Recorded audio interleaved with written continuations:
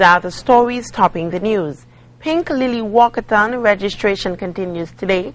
Ebola West African nations banned from traveling to Guyana, and wrongly jailed U.S. man released after 29 years. Good afternoon and welcome to ZIZ's Midday newscast for Friday, October 17th, 2014. I am JD Keynes. Now for the news in detail. Pink Lily Cancer Care volunteers will register participants for this year's walkathon, which is scheduled for tomorrow at the Memorial Square. That registration continues today until 5 p.m.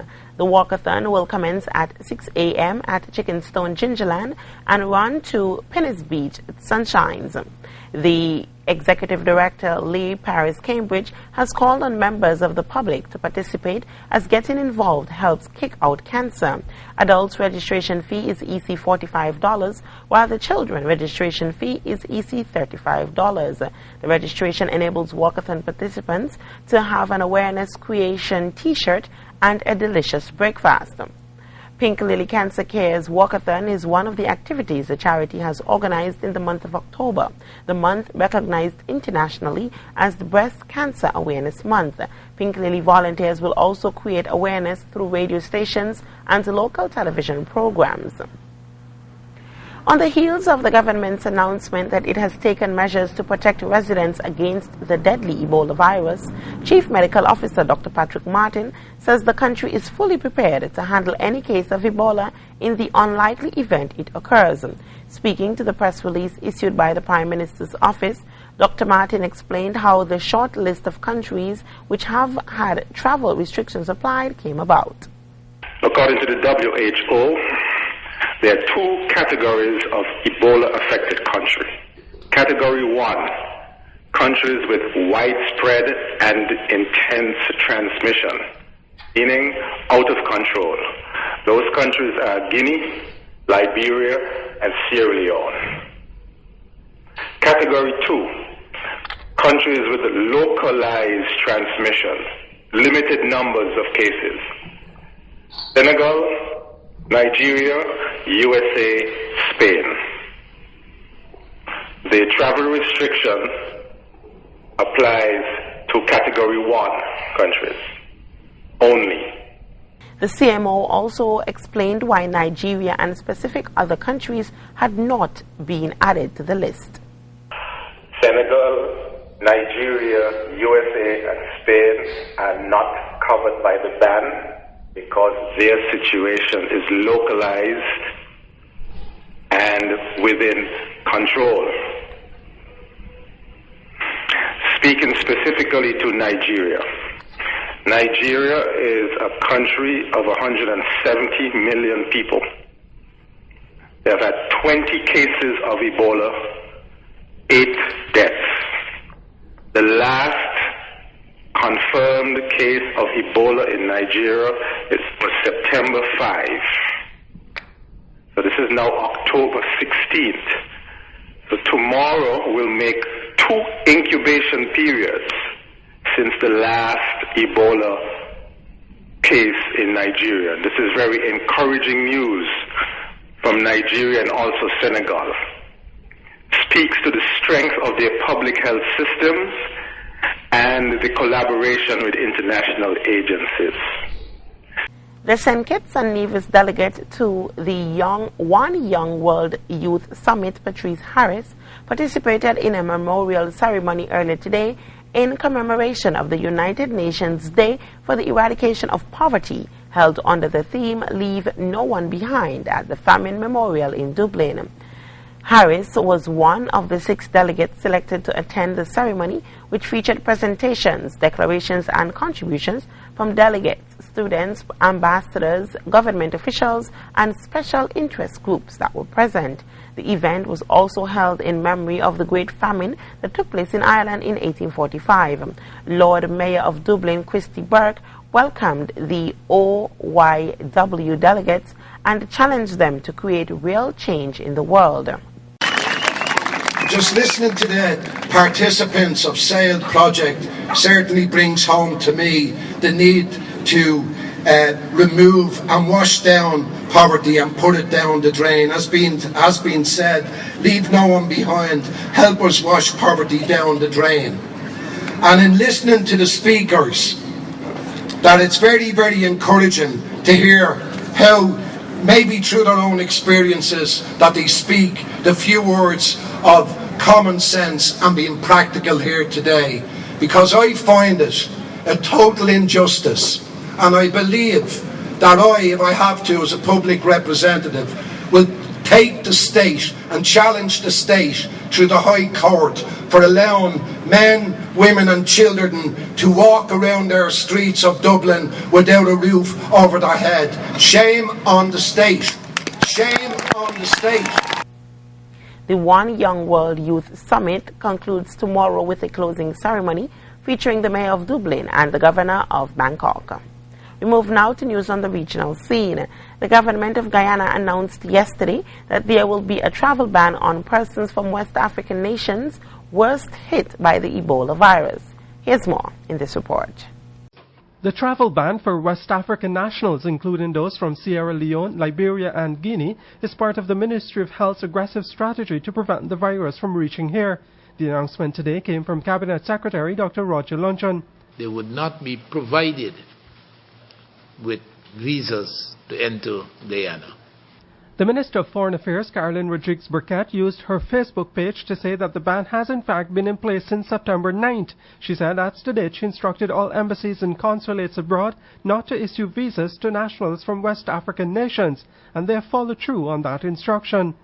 Guyana is the third country within the 15-member Regional Trade and Integration Bloc CARICOM to implement such a travel ban after St. Lucia, St. Vincent and the Grenadines. The country's health services are unable to test for Ebola, but some 1,600 health workers are being trained to detect persons who show symptoms of the virus. Luncheon said testing for Ebola would have to be done in Trinidad and Tobago. President Donald Ramotar and his ministers have met with health officials to receive detailed plans to prevent the virus from reaching here. That meeting took place last Saturday. The meeting was also advised about facilities that were already readied and those that were being readied for purposes of quarantine and holding areas that were being created at ports of entry for suspected Ebola arrivals. Offshore medical schools in Guyana attract students from the African continent, but immigration officials could not immediately say if those students come from Liberia, Sierra Leone or Guinea. The British High Commissioner to St. Lucia, Barbados and the Eastern Caribbean made a donation of cash yesterday to the Holy Trinity Children's Home in St. Lucia. The money was raised by High Commissioner's staff. We hear more in this report. One of the things we like to do when we travel as well is make sure that we get out and about in the community as much as possible. So we came here today to the Holy Family Children's Home to present a cheque that is the result of some fundraising that our team did. We were looking for a charity that we could give a little bit of our money to, a charity that would really be able to spend the money in a very practical way. And so on the advice of Andy and our great team here in St. Lucia, they introduced us to this home and we were able to bring a little bit of money to them today. There is always the need for us to get assistance in order to keep our doors open, to keep us surviving, because we depend a lot on donation and groups and organizations for help, okay, and for funding as well. So many of our corporate citizens and organizations come to our help rescue. They call us, they find out what our needs are, and they come to our assistance. Internationally, a man from New York who was found guilty of murder at the age of 16 and spent 29 years behind bars has been freed after a judge overturned his conviction, saying it was based on a false confession.